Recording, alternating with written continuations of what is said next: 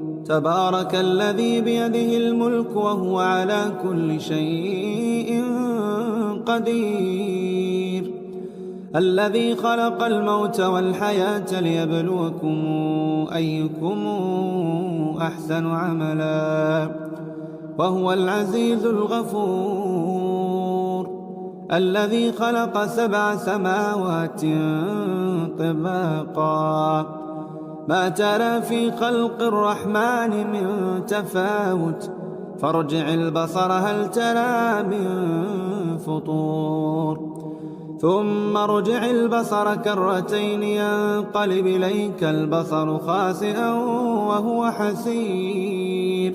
ولقد زينا السماء الدنيا بمصابيح وجعلناها رجوما للشياطين وأعتدنا لهم عذاب السعير. وللذين كفروا بربهم عذاب جهنم وبئس المصير. إذا ألقوا فيها سمعوا لها شهيقا وهي تفور تكاد تميز من الغيظ كلما ألقي فيها فوج سألهم خزنتها ألم ياتكم نذير قالوا بلى قد جاءنا نذير فكذبنا وقلنا ما نزل الله من شيء إن أنتم إلا في ضلال كبير.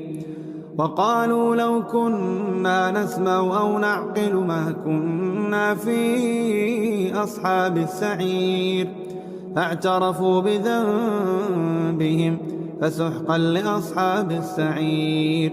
إن الذين يخشون ربهم بالغيب لهم مغفرة وأجر كبير. وأسروا قولكم أو اجهروا به إنه عليم بذات الصدور. ألا يعلم من خلق وهو اللطيف الخبير.